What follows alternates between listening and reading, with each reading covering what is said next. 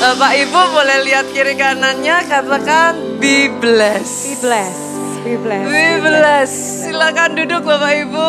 Bagaimana kabar saudara hari ini? Luar biasa. Saya melihat wajah-wajah yang diurapi Tuhan. Saya melihat wajah-wajah yang diberkati Tuhan. Boleh aminnya yang paling keras dan tepuk tangannya yang paling meriah buat Yesus Tuhan kita. Kita ada di bagian yang terakhir saudaraku dari seri firman Tuhan Take Over Mode. Buat Bapak Ibu yang sudah ada di gereja keluarga Allah, Bapak Ibu sudah cukup menyadari by now bahwa setiap firman di gereja kita itu setiap minggunya merupakan sebuah seri, Pak. Jadi kalau Bapak Ibu mendengarkan yang hari ini seri dari yang minggu sebelumnya. Demikian seterusnya. Itu sebabnya senggol kiri kanan, jangan lewatkan. Minggu depan datang lagi. Aminnya boleh sekali lagi yang paling keras.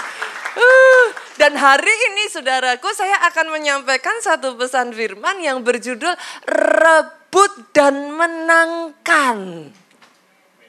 Dengan firman ini saya akan menutup firman di bulan September ini. Dan coming soon besok bulan depan. Nanti setelah selesai firman kita lihat promonya. Buat saudara yang sedang berbeban berat, buat saudara yang ngerasa kayak aduh capeknya, firman bulan Oktober itu the best. Coming soon saudaraku. Saya percaya saudara pasti diberkati. Tapi hari ini kita akan melihat dulu rebut dan menangkan. Saya mengajak saudara cukup sadar gak ya saudara, notice gak ya? Kata rebut kata merebut dengan kata mengambil itu beda loh. Kerasa nggak bedanya saudara? Kata mengambil itu punya apa saudaraku? Menggambarkan satu action yang jauh lebih ringan gitu. Jadi nggak butuh yang sampai gimana. Orang barangnya udah ada kok. Kan cuma tinggal diambil aja. Tapi kalau merebut itu tingkat kesulitannya lebih gede loh. Berasa nggak Bapak Ibu? Kalau merebut, kita akan ada tantangan nih. Effortnya butuh lebih. Kalau nggak cukup effortnya, ya udah nggak dapat aja gitu Pak. Jadi antara merebut dengan mengambil itu beda. Nah hari ini saudaraku saya mau mengajak saudara untuk melihat perjalanan Yosua sampai dia bisa merebut tanah perjanjian.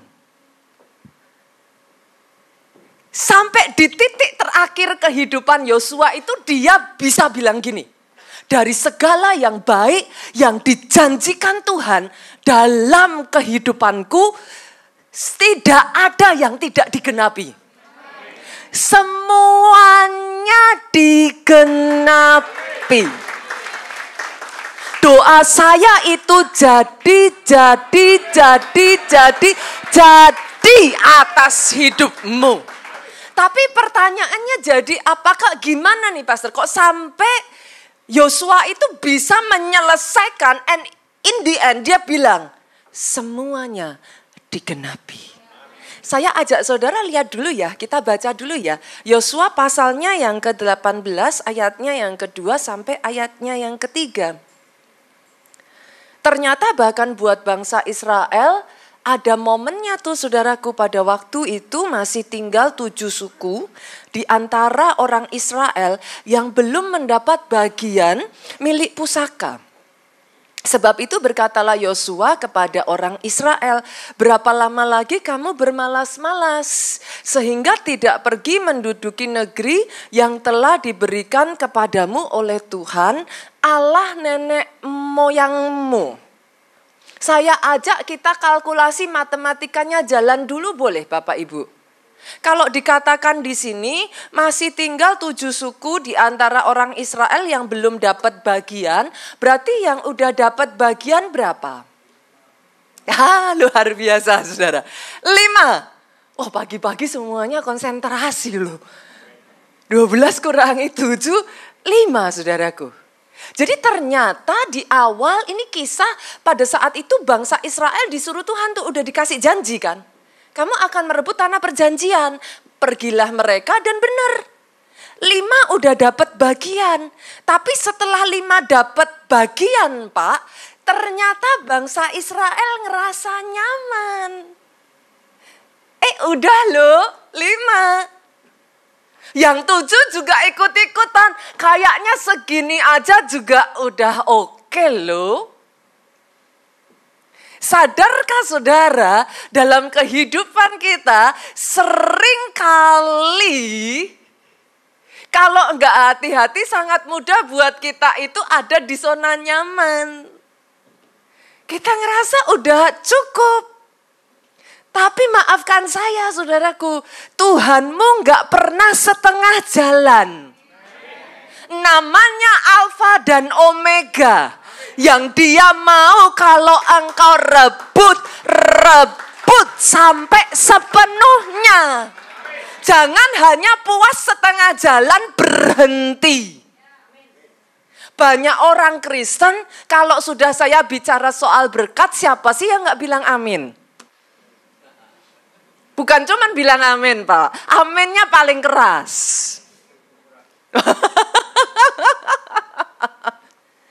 Tapi jujur, ada banyak orang Kristen gak menyadari bersama dengan berkat comes responsibility. Bersama dengan berkat, perjuangannya juga besar. Come on, hari ini saya ingin mengingatkan kepada saudara, Tuhanmu gak mau setengah-setengah. Atas hidupmu semua yang sudah dijanjikan, pastor, kenyataannya di depan mata gak seperti itu, I don't care. Pastor, udah terlalu berat, tenaganya habis. Nangis boleh kok, istirahat boleh, tapi bangkit lagi, maju lagi. Capek boleh, senggol kiri kanan, manusiawi. Loh iya kan, kita bukan robot Bapak Ibu. Siapa orang yang gak pernah capek? Capek, tidur, kan gitu. Tapi setelah itu bangkit lagi, berjuang lagi. Saya berdoa ya di titik kehidupan akhir saudara-saudara bisa berkata, I finish well. Aku sudah menyelesaikan dengan baik. Aku sudah menyelesaikan sampai akhir. Doa saya itu jadi atas hidup. Hari ini saudaraku, saya ingin membawa saudara sampai melihat ya, ada banyak orang yang saya temukan yang jadi masalah itu hungernya nggak cukup gitu Bu. Satu hal yang saya belajar dari Nigeria saudaraku, hungernya itu loh, gimana sih? Banyak orang tuh ngomong sama saya gini Bu, Pastor, udahlah segini aja mau apa lagi tuh Pastor? Kayaknya udah cukup loh. Saya sadar diri lah Pastor. Kalau dihadapin dengan tantangan yang sampai gimana kayaknya saya udah terima kasih deh Pastor. Tapi yang membuat saya salut saudaraku dengan Nigeria. Berapa harga yang sudah mereka bayar sampai mereka persu terus. Ada banyak orang Kristen sayangnya ngomongnya kayak gini. Pastor ambisinya gak usah besar-besar. Tapi sorry Pak. Lah Tuhan tuh sebesar itu tuh ambisinya. Dia segede itu kepinginannya. Saat saudara ngomong udah cukup, dia bilang no, I still have more for you. Aku masih nyimpen lebih besar lagi buat engkau. Nigeria, saya belajar saudaraku. Kalau saudara berbicara 1 juta aja gitu udah banyak belum Pak? 1 juta jiwa? Banyak? Banyak. 5 juta? Oh, di sana udah 17 juta Pak. 17 juta itu seluruh penduduk kota Jakarta dikumpulin. Di momen itulah akan sangat mudah kita ngomong kayak gini. Cukuplah. What else? Mau apa lagi? Bapak Ibu yang hari ini udah kepikir pensiun, udah pikir udahlah mau apa lagi pastor, saya udah tua, maafkan saya ya Bapak Ibu, saya udah ini pastor, udahlah yang muda-muda aja, saya katakan perjalananmu belum selesai. Masih ada yang jauh lebih besar yang Tuhan mau berikan. Selama nafas ini belum berhenti. Nafas yang dititipkan ini belum habis dan belum diambil. Dia masih titipkan dalam hidupmu. Jauh lebih besar. Yang membuat saya menangis ketika saya melihat Nigeria. Terakhir kali saya datang ke sana. Saya pikir 17 juta apalagi ya. Dicatat tuh, ditulis tuh di jalan-jalannya mereka karena itu satu perumahan semuanya milik gereja, saudaraku. Jadi di pinggiran visinya mereka itu ditulis di kayak spanduk-spanduk, ditulisnya 40 juta jiwa. Saya tuh kayak, what? Kehausan yang seperti itu menuntut harga yang harus dibayar. And they are willing to pay the price. Itu sebabnya Yosua berkata, kenapa kamu masih bermalas-malas? Sehingga tidak pergi menduduki negeri yang telah diberikan kepadamu oleh Tuhan Allah nenek moyangmu. Hari ini boleh Kak saya yang mengatakan kepada saudara? Jangan saya tuh, saudaraku, nanti setelah ini saudara udah gak sayang saya lagi. Saudara lihat kiri kanan aja deh. Jadi biar kiri kanan yang ngomong. Kenapa masih bermalas-malas? Senggol lah kiri kanannya. Kenapa masih bermalas-malas? Masih banyak janji Tuhan yang belum tergenapi. Pastor, kadangkala kalau kita dengar kata rebut, munculnya kalau nggak hati-hati kan jadi konotasinya ada negatif dong. Itu sebabnya saya mau ngajak saudara lihat dulu nih, yang direbut apa gitu. Yang Tuhan suruh rebut apa? Karena exactly kata-kata yang dipakai memang rebut. Tapi apakah rebutnya yang negatif, Bu? Yuk kita lihat dulu ya. 1 Timotius pasalnya yang ke-6 ayat 12 ngomong gini. Bertandinglah dalam pertandingan iman yang benar. Berarti hidupmu adalah pertandingan iman. Pertandingan iman itu artinya antara yang dilihat dengan yang dipercayai beda. Dalam pertandingan iman, bagaimana engkau mengubah dari yang dilihatnya tidak seperti janji sampai janjinya benar-benar digenapi. Itu sebabnya di sini dikatakan bertandinglah dalam pertandingan iman yang benar. Jangan nyerah di tengah jalan, jangan berhenti di tengah jalan. Disuruh setelah itu rebutlah hidup yang kekal. Kalau disuruh ngerebut berarti ada pihak yang satu yang akan berusaha ngambil enggak? Jangan lupa loh saudaraku, Tuhan sudah memberikan keselamatan kepadamu. Tapi akan selalu ada iblis yang tidak akan senang dan akan berusaha curi itu dari dalam kehidupanmu. Itu sebabnya kenapa dikatakan disuruh bertanding dengan pertandingan yang benar. Karena dalam pertandingan itu iblis akan berusaha mencuri bagian kita. Rebut itu keselamatan, hidup yang kekal. Ditambah lagi Pak. Untuk itulah engkau telah dipanggil. That is your calling. Itu panggilanmu. Jadi hari ini sadari. Engkau disuruh merebut bukan ngerebut yang sia-sia. Aminnya yang paling keras. Engkau disuruh rebut yang punya nilai kekekalan. In fact saudara, kalau saudara turun boleh nggak ya multimedia munculin ayat 10 ya? Sama masih di 1 Timotius 6, tapi ayat sebelumnya saudaraku, Rasul Paulus itu malah justru mengingatkan, jangan merebut yang sia-sia. Jangan ngerebutnya yang salah. Apa itu Rasul Paulus berbicara tentang cinta uang? Ternyata saudaraku ada banyak orang yang karena cinta uang, mengejar, memburu uang. Boleh nggak saya ngomong mengejar, memburu itu punya nilai yang sama seperti merebut. Kelihatan ya effortnya, bukan hanya sekedar mengambil. Mengejar, memburu uang, banyak orang menyimpang dari iman.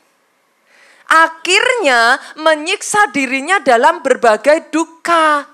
Maksudnya gimana pastor? Banyak penderitaannya. Berapa banyak saudara dengar kisah orang berebut warisan? Segitunya saudaraku. Tapi akhirnya kehilangan keluarga. Merebutnya jangan yang salah. Berapa banyak saudara dengar kisah ngerebut istri orang? Ngerebut suami orang, yang seperti ini mana bisa tenang sih saudara? Dengar ini saudaraku hari ini. Kalau ngerebut suaminya orang, ngerebut istrinya orang, akan ada satu titik saudara juga akan berpikir balik. Gimana kalau gilirannya nanti direbut pelakor lain? So nggak akan pernah tenang Bapak Ibu. Itu sebabnya Alkitab mengatakan jatuh ke dalam berbagai-bagai penderitaan. Jangan ngerebut yang salah. Ngerebutnya harus yang mulia. Yang kekekalan. Maksudnya gimana pastor? Kalau ada momennya di mana sekian waktunya kadang saudara engkau merasa kayak kehilangan anak, kehilangan keluarga, kayak udah jauh gitu. Boleh direbut lagi nggak hati anak saudara?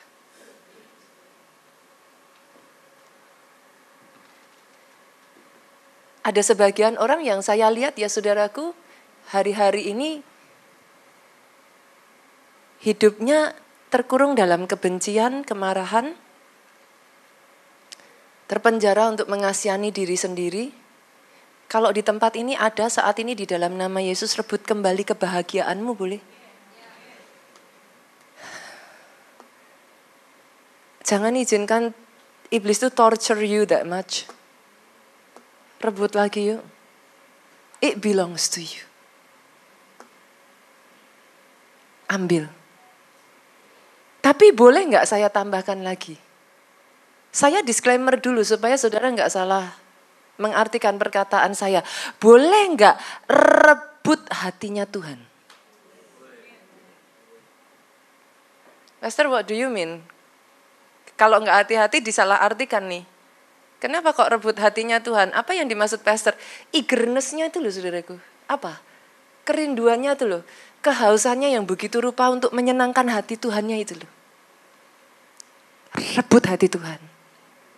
Dan dalam hal yang satu ini, saya rasa dalam Alkitab kalau bicara menyenangkan hati Tuhan, akan langsung muncul satu pribadi. Belajar dari Daud. Apa yang membuat Tuhan tuh sampai segitu jatuh cintanya sama Daud, saudaraku. Karena eagerness-nya Pak. Kayak gimana ya Pak, keinginannya itu begitu besarnya gitu.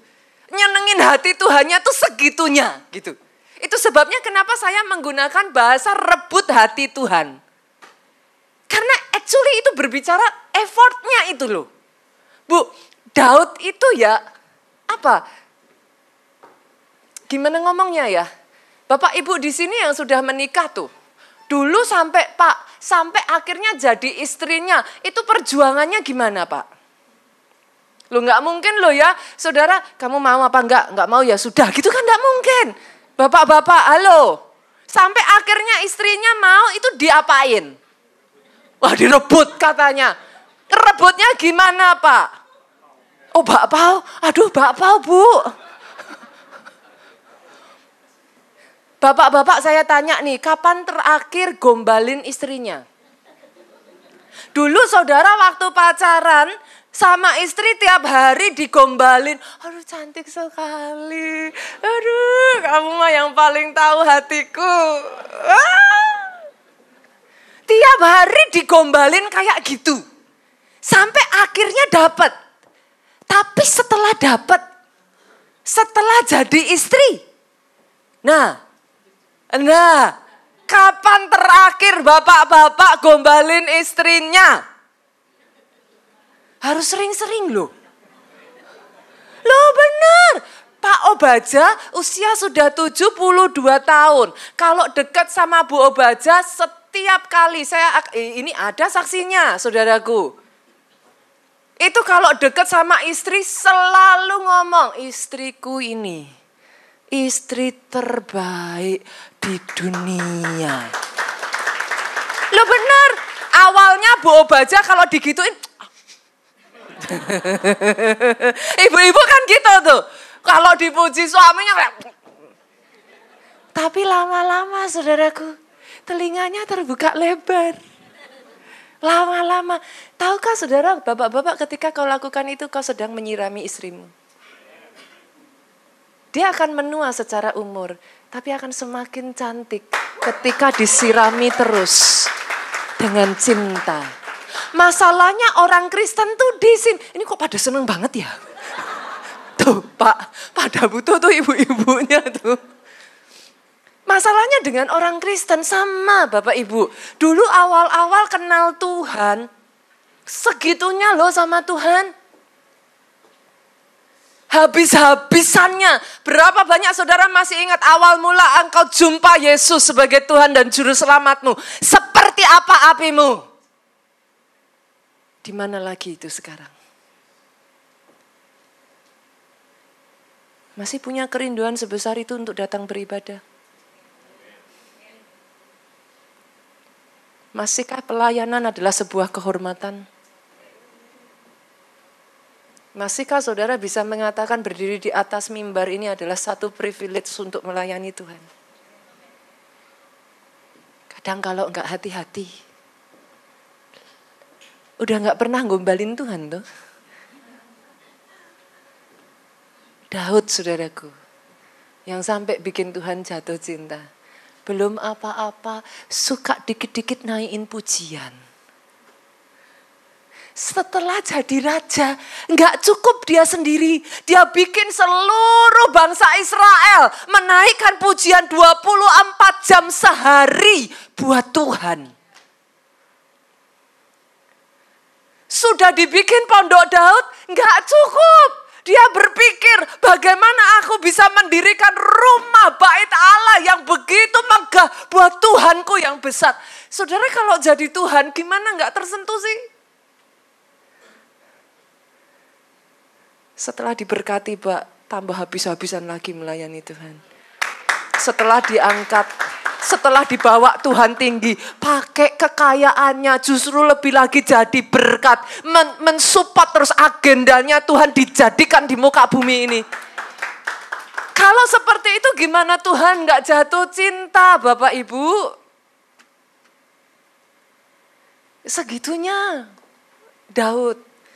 KA Surabaya boleh gak sih saya ajak yuk rebut hatinya Tuhan dengan cara beribadah, bangun ibadahmu yang benar di hadapan Tuhan. Pastor, gimana bangun ibadah yang benar? Senggol kiri kanan Bapak Ibu, jangan datang terlambat. Datang lebih awal.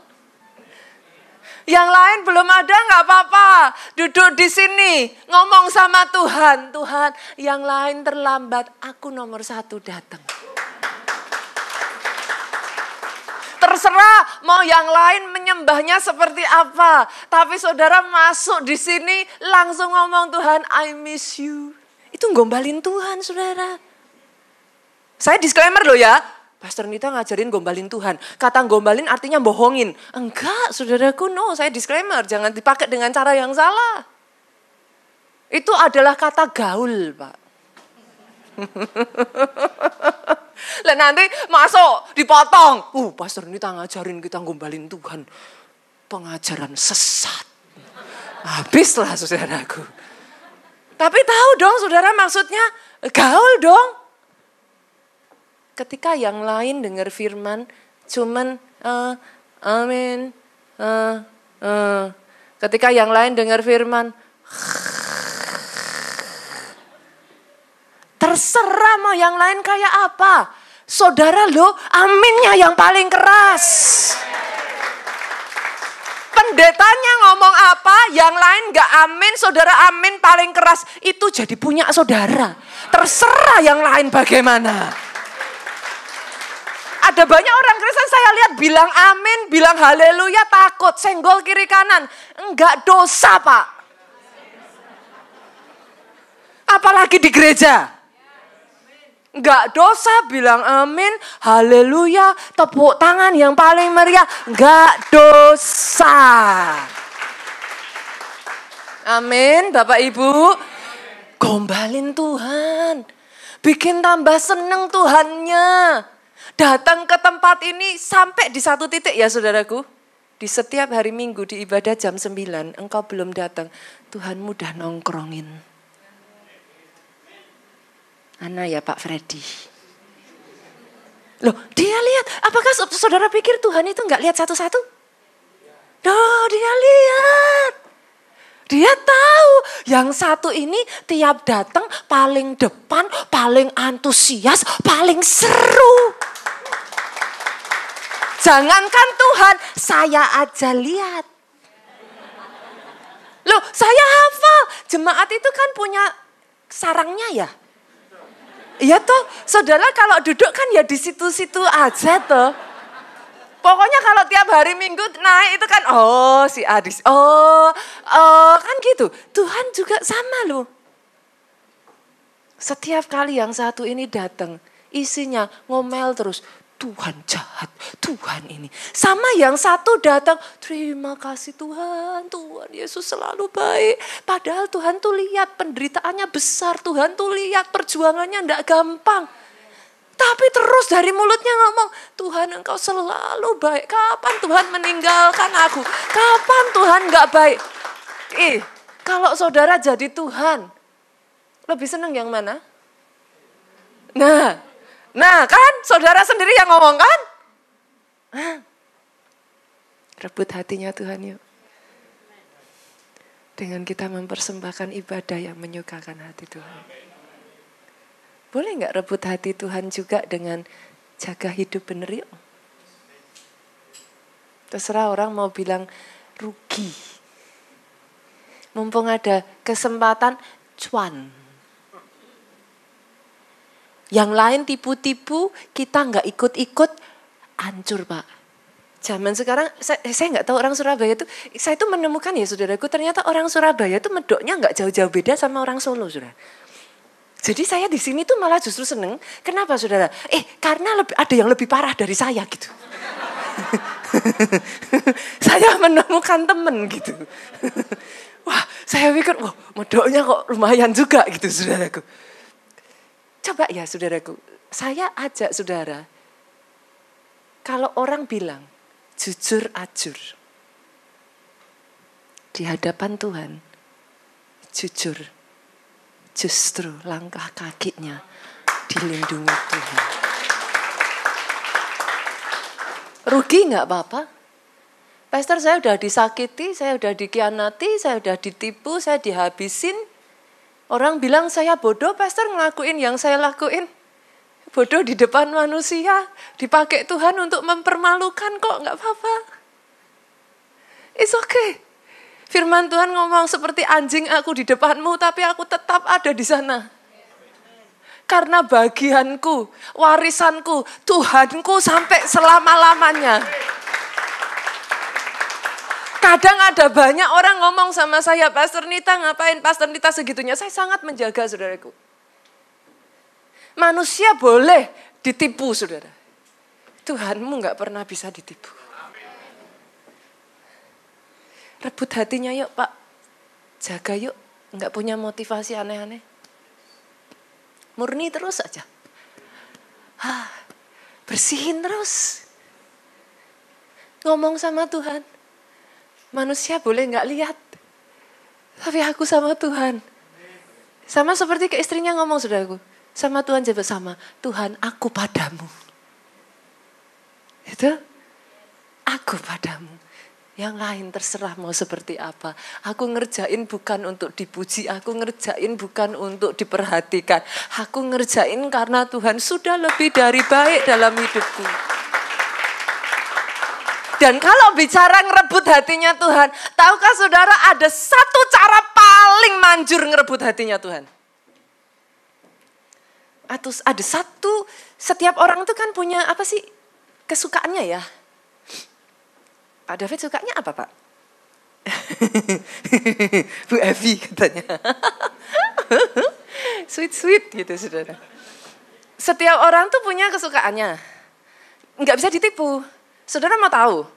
Ada orang-orang yang kalau lihat makanan, lihat matanya saudaraku. Wah binarnya saudara.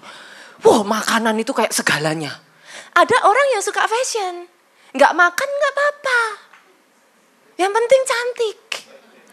Loh benar, ada orang yang masing-masing itu punya kesukaannya. Ada yang sukanya itu apa? Binatang saudaraku, apa sih? Flora fauna. Seperti keluarga saya. Papi saya itu kalau disuruh beli baju, disuruh beli ini, disuruh beli itu enggak tertarik. Tapi kalau sudah ngelihat anjing, wah ngelihat binatang, ngelihat wah macam-macam itu saudaraku. Wah dia berani spend more. Apa yang dia enggak berani spend untuk yang lain. Tuhan juga sama loh. Kalau untuk yang satu ini, dia jor-jorannya habis-habisan. Mau tahu apa saudara? Yuk kita buka, yuk kita lihat. 1 Timotius pasalnya yang kedua, ayat 3 sampai ayat yang keempat. Itulah yang baik dan menyenangkan hati Allah penyelamat kita. Sama-sama kita baca 2-3. Ia mau supaya semua orang diselamatkan dan mengetahui yang benar. Dia jor-jorannya sampai nyawanya diserahkan. Dari situ saudara tahu hati Tuhan ada di mana. Berapa banyak saudara yang setuju dengan saya kalau saya ngomong Tuhan cinta saudara? Setuju dong. Tapi boleh gak saya minta maaf Pak? As much as God love you, Dia juga cinta loh orang-orang yang masih di luar sana yang belum mengenal keselamatan dan Injil. Sesweet itu Tuhan Pak. Dia jor-joran buat saudara. Tapi dia rela jor-joran buat yang di luar sana. Saudara mau rebut hatinya Tuhan? Satu ini saudara. Saya itu pernah ketemu satu hamba Tuhan ya saudaraku. Di Amerika. Saya menganggap hamba Tuhan ini adalah hamba Tuhan senior yang menurut saya dengan kapasitas Amerika, gerejanya mungkin di kota itu one of the biggest gitu. Orang Indonesia saudaraku. So saya ngomong sama bapak ini, Pak, I mean like kurang apa ya, dan bapak ini nih punya apa, saya bisa melihat passion yang begitu besar dalam kehidupannya itu, sehingga di gereja tempat dia memimpin saudaraku, di denominasi itu, dia itu memegang bagian misi Pak. Saya tuh ngomong Pak, ya ampun dengan gereja seperti ini aja Bapak apa nggak udah sibuk gitu. Ya bilang dia sibuk gitu. Kenapa Pak sampai begitu luar biasanya cintanya Pak. Dia itu sampai ya pergi ke daerah-daerah. Waktu saya dikasih tahu tuh saya pusing saudaraku. Saya tuh ngomong itu di peta ada di mana ya Pak ya gitu. Daerah-daerah yang bahkan namanya saya nggak pernah dengar gitu. Dan ini bukan hanya berbicara kayak Indonesia saudaraku, ini dunia gitu. Sampai satu titik saya ngomong Pak, there must be a reason loh sampai Bapak kayak begini. Karena secara manusia dia udah kurang apa gitu. Gerejanya sudah mapan saudaraku, udah di Amerika saudara, kurang apa gitu. Jadi saya berpikir apa Pak yang membuat Bapak seperti itu gitu. Nah pada saat itulah dia bercerita saudara. Pastor Nita, satu kali saya mendapat sebuah penglihatan dia bilang. Dalam penglihatan saya itu saya melihat Yesus sedang melihat kayak keluar jendela gitu. Yesus tuh sedang berdiri, dia berdiri di sebuah kayak jendela besar gitu saudaraku. Dan dia tuh melihat Yesus tuh matanya kayak kosong, bukan kosong ya saudara. Tapi kayak Yesus tuh melihat dengan kesedihan yang sangat, Yesus tuh ngelihat keluar jendela. Bapak ini tuh dari belakang mengamati Yesus. Dia tuh penasaran gitu. Yang dilihat Yesus di balik jendela itu tuh apa? Karena dia penasaran, dia deket gitu saudaraku. Dia deket sampai di batas yang dia tuh bisa ngelihat Yesus tuh ngelihat apa. Semakin dia ngelihat Yesus, semakin dia penasaran. Karena Yesus itu pandangannya itu benar-benar yang kayak orang, kayak dari kejauhan dia bercerita ke saya itu kayak mimpi itu, penglihatan itu so real buat dia saudaraku. Yesus tuh tangannya kayak jangkau kayak gini, tapi wajahnya itu begitu sedih. Dan setelah dia mendekat, cukup dekat saudaraku, dia ngomong. Ternyata yang dilihat Yesus adalah barisan orang-orang yang menuju ke api. Dia ngomong sama saya, Pastor Nita, sampai detik hari ini lebih dari 20 tahun saya melihat penglihatan itu. Tapi bahkan sementara saya menceritakan penglihatan itu kepada Pastor Nita, hati saya masih berkobar. Dia ngomong seolah-olah saya tuh kepengen ngapus air matanya Tuhan gitu. Seolah-olah saya tuh kepengen ngomong, why are you so sad gitu. Bahkan ketika saya menceritakan kepada saudara penglihatan hamba Tuhan ini, saudaraku, karena apa yang dia ceritakan saya tahu pasti. There must be a reason.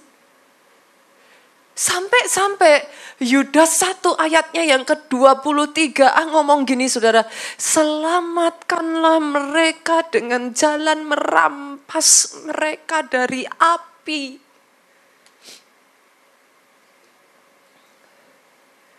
Saya rasa kata merampas dengan merebut, saya bisa katakan sama ya Pak. Segitunya Tuhanmu terhadap engkau. Dia rampas engkau dari dalam gelap saudaraku. Dia habis-habisan buat engkau. Tapi hari ini berapa banyak di tempat ini yang mau dipakai Tuhan Bapak Ibu. Kita rebut hatinya Tuhan yuk.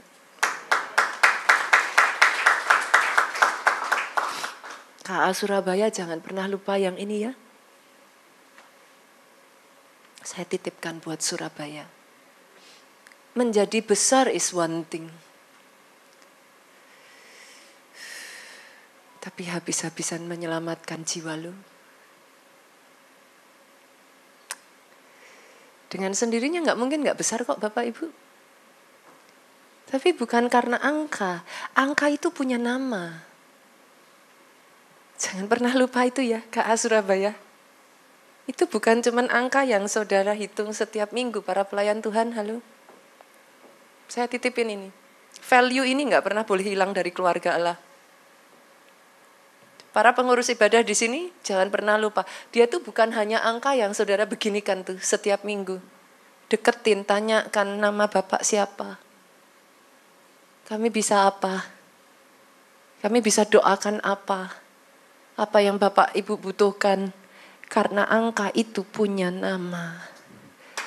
Dan satu jiwa itu berarti segalanya buat Tuhan.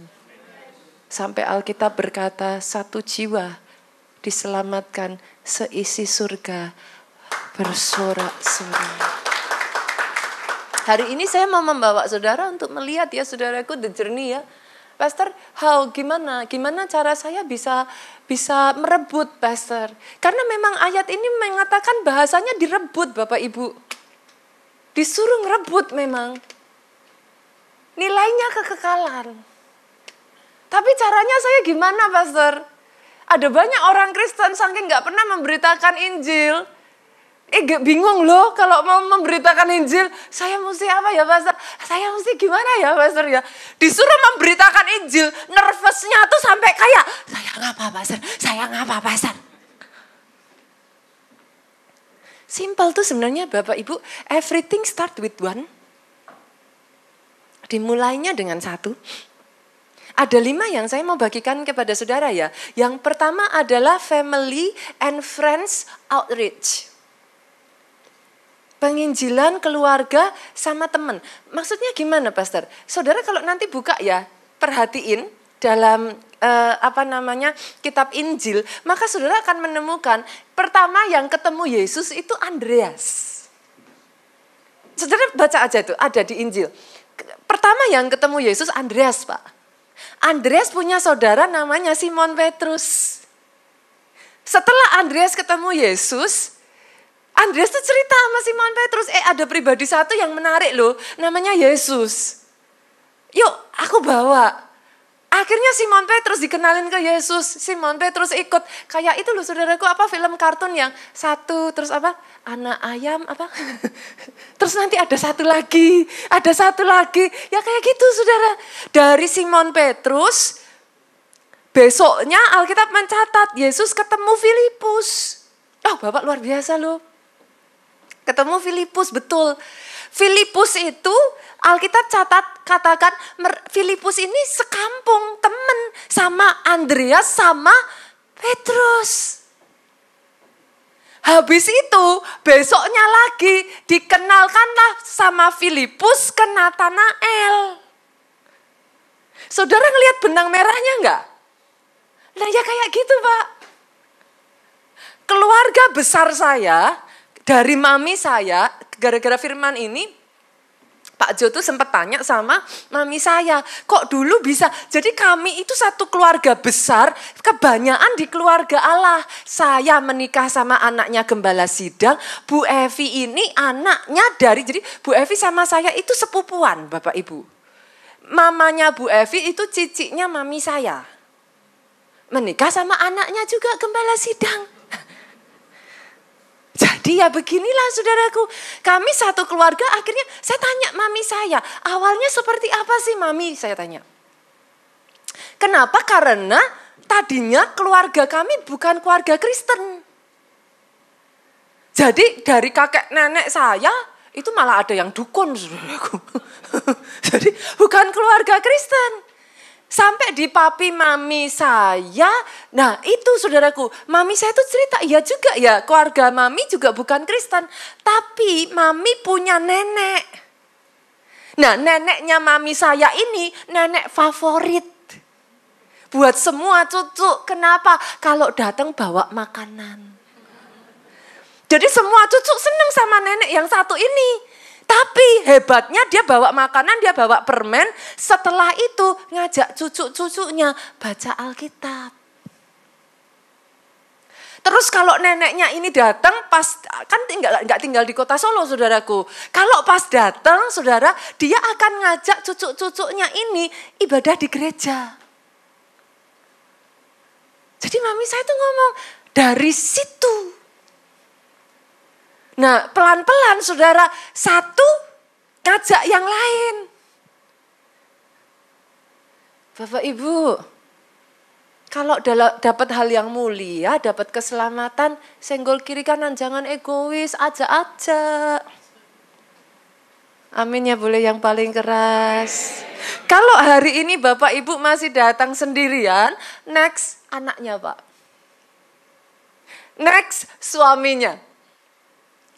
Next adiknya. Next terserahlah Bapak Ibu, tetangganya kayak apanya kayak. Friends and family outreach.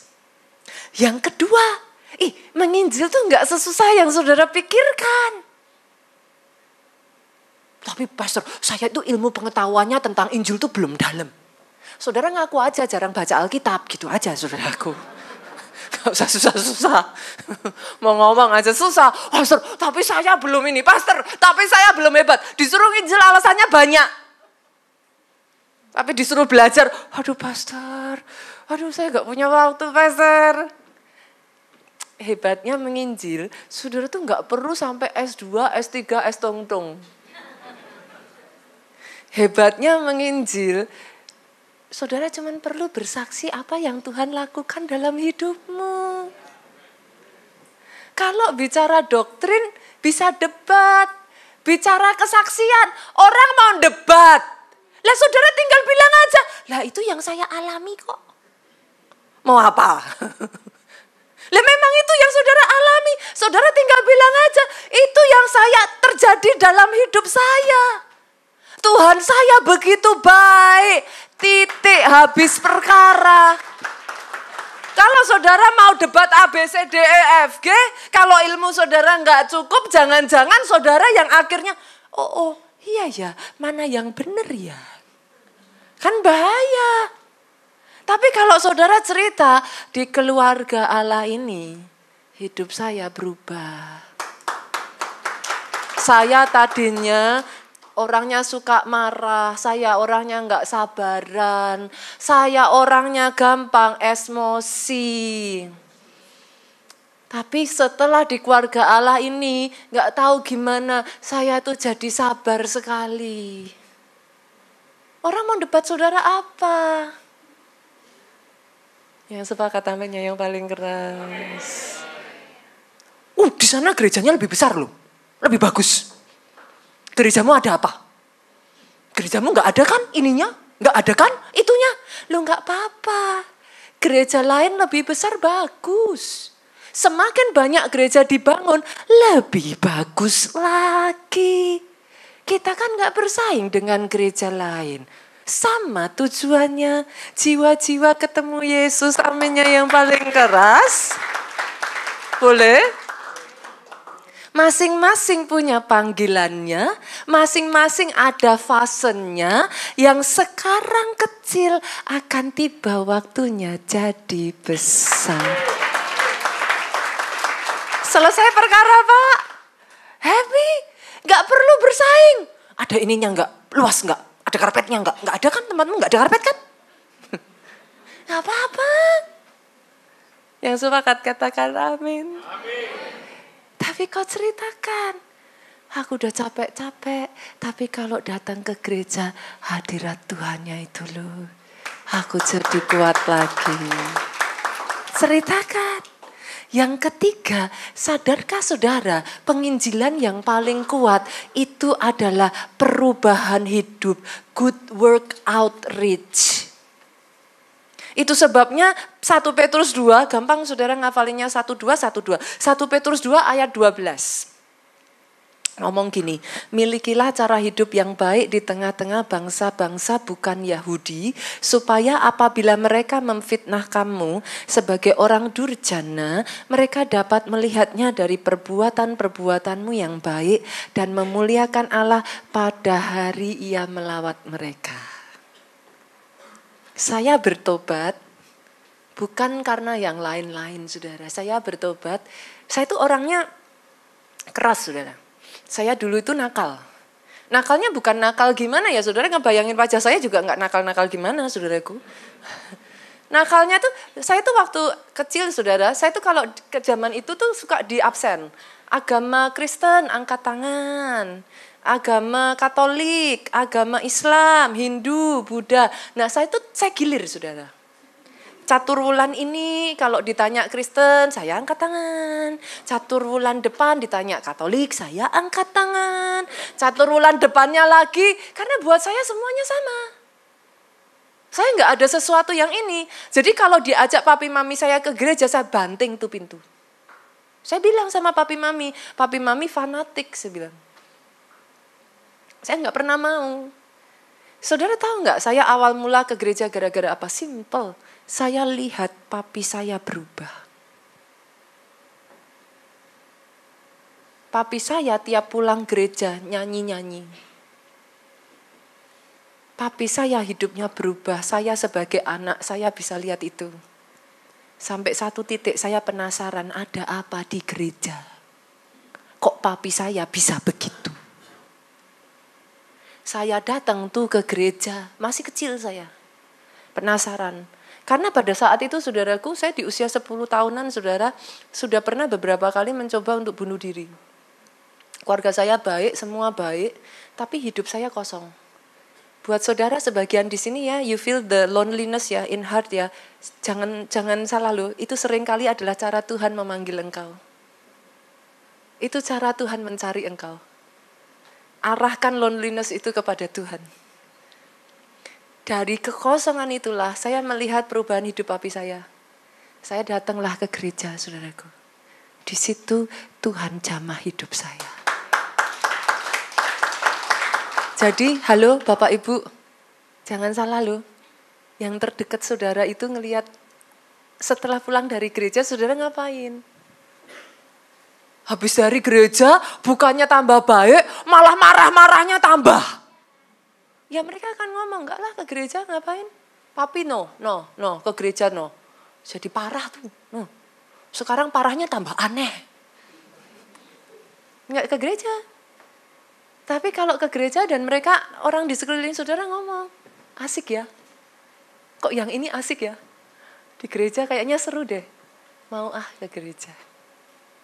Boleh Bapak Ibu, good work outreach, penginjilan dari kisah hidup kita, penginjilan dari perubahan hidup kita. Yang keempat, church invitation. Nah ini saudaraku. Maksudnya Bu, gereja ngundang, loh itu penting. Yang nyuruh siapa Bu? Yuk kita lihat, semua harus ada dasar firman. Lukas 14 ayat 22 sampai 23. Kemudian hamba itu melaporkan. Tuan, jadi dia lapor sama tuannya. Apa yang Tuhan perintahkan itu sudah dilaksanakan. Tetapi, sekalipun demikian, masih ada tempat. Lalu kata tuannya itu kepada hambanya, pergilah ke semua jalan dan lintasan. Paksalah orang-orang yang ada di situ masuk. Dengar ini saudara, karena rumahku harus penuh. Jadi Bapak Ibu yang nyuruh bukan Pastor Obaja. Yang nyuruh bukan Pastor Joe, bukan Pastor David, bukan Pastor Evi, bukan. Tuannya ini ngomong. Dia nyuruh sama hamba-hambanya. Berapa banyak di sini yang bisa mengatakan bahwa Pastor, saya ini hamba Tuhan? Angkat tangan. Gak ada pilihan saudara, hamba Tuhan atau hamba setan, yang mana? Jahat. Ya pilihannya itu, apa lagi? Saya paksa semuanya angkat tangan hamba Tuhan ya. Hamba Tuhan itu bukan hanya pendeta, sorry. Kita ini hamba-hambanya Tuhan semuanya. Tuhan itu nyuruh sama hambanya, pergi. Matius 28 ayat 19-20 apa? Pergi. Ini juga sama, disuruh pergi. Setelah pergi, hambanya ngomong, siap, sudah dilaksanakan. Sudah diajak, tapi masih ada tempat. Coba lihat kiri kanan, masih ada tempat enggak? Hah? Kursinya masih ada yang kosong enggak? Dipakai siapa? Dalam nama Yesus. Dipakai tas. Dipakai handphone. Tuannya ngomong, enggak boleh. Pergi. Paksa. Jangan disalahartikan ya, Pastor Nita nyuruh saya maksa. Habis lagi saya bahas. Aduh, jemaat tuh sukanya saudaraku. Yang dimaksud paksa, bisa notice gak saudara? Ada similarity dengan rebut. Butuh effort lebih itu Pak maksudnya. Kalau sudah ada tinggal diambil gampang. Tapi kalau paksa, kalau rebut itu saudara tuh butuh kerja keras gitu loh. Usaha lebih gitu untuk ngajakinnya gak segampang itu. Makanya disuruh paksa. Paksanya bukan jangan paksa dengan kasar Pak. Paksanya dengan bakso. Saya dikasih bakso enak banget di Surabaya. Paksanya dengan paksa saudaraku. Tapi usahakan. Minggu ini gak mau Pak. Masih ada minggu depan. Jangan minggu ini gak mau, minggu depan. Kemarin sudah diajak gak mau. Loh belum tentu. Minggu ini bisa gak mau. Minggu depan mana tahu. Nggak ada yang tahu yang terjadi dalam hidupnya. Minggu depan bisa jadi mau. Ajak lagi. Karena tuannya ngomong, rumahku harus penuh. Jadi. KA Surabaya harus penuh. Bukan saya yang suruh ya. Bukan Pastor Obaja, bukan Pastor Jo. Tuan yang empunya hamba yang suruh. Rumahku harus penuh. Tahukah saudara satu-satunya ayat di mana dia tuh ngomong, aku akan menyertai engkau sampai akhir, sampai ke ujung bumi. Pada saat dia mengatakan pergilah, jadikan semua bangsa muridku. Tahukah saudara, ketika saudara jalanin agendanya Tuhan, jangan heran ya, yang kelima ini akan terjadi. Power and Miracle Outreach. Surabaya, ketika banyak orang mulai memberitakan Injil ya, nanti saudara akan kaget ya, tiba-tiba ya, mujizat itu seperti kayak banjir terjadi. Saudara, saya tuh sampai iri saudara, karena itu terjadi di Jakarta. Saya iri kenapa? Orang yang bahkan belum terima Yesus, orang yang bahkan gak pernah ke gereja, menyaksikan mujizat itu terjadi di rumahnya pada saat dia melihat tayangan online. Saya jadi iri gitu. Segitunya ya Tuhan. Ketika saudara ikut nih, nanti saudara jalanin nih, saudara lakukan panggilan dari Tuhan ini. Kemanapun engkau pergi, saudara akan takjub dengan bagaimana engkau akan disertai miracle upon miracle upon miracle upon miracle upon miracle. Banyak orang berputar-putar ngurusin urusan kita sendiri. Tapi kadang-kala saya menemukan banyak mujizat terjadi ketika saudara taruh itu di kaki Tuhan, yang kau bisa lakukan. Setelah itu kau ngomong sama Tuhan, aku lakukan pekerjaanmu Tuhan. Tiba-tiba pada saat kau melakukan bagian yang harus kau lakukan untuk Tuhan, bagianmu sendiri diselesaikan sama Tuhan. Instead saudara muter hidup gak ada ujungnya, ngomong aduh pastor masalah aku banyak, aduh pastor kapan sih kita gak ada masalah? Coba renungkan. Dari saudara ingat waktu lahir, nggak tahu kan kalau umur sebulan ya nggak inget toh saudara. Tapi dari saudara ingat sampai detik hari ini, saya tanya kapan nggak ada masalah? Selalu ada. Apa yang kau bisa kerjakan yang terbaik. Usahakan bagianmu. Setelah itu taruh di bawah kaki Yesus, kau lakukan tugasmu yang Tuhan suruh. Pada saat kau lakukan tugasmu yang Tuhan suruh, Alkitab menjanjikan satu ini, aku akan menyertai engkau. Dari situlah Bapak Ibu, penyertaan Tuhan tidak bisa tidak mendatangkan mujizatnya. Bangkit berdiri yuk jemaat Tuhan. Kita pujikan lagu ini ya. Ku ada sebagai mana ku ada. Ucapan syukur saudaraku. Berdiri menghadap tahtamu Bapa, semua karena anugerah-Mu yang telah selamatkanku. Lepaskan dulu semua masalahmu, katakan hidup. Aku bersyukur Tuhan. Biarlah yang keluar dari mulutmu adalah pujian dan ucapan syukur. Hari ini bisa melayani satu hari lagi. Terima kasih Tuhan. Semua karena anugerah-Mu tercurah. Sama-sama angkat tanganmu, katakan besar anugerah-Mu. Masih ada nafas aja, kita bersyukur. Terlepas yes, perjuangannya masih ada. Mungkin masalahnya belum hilang, tapi hari ini saudaraku,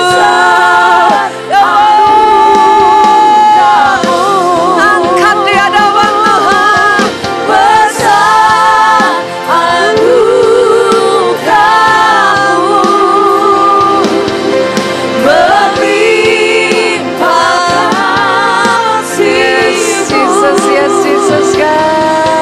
Semakin hari semakin bertambah besar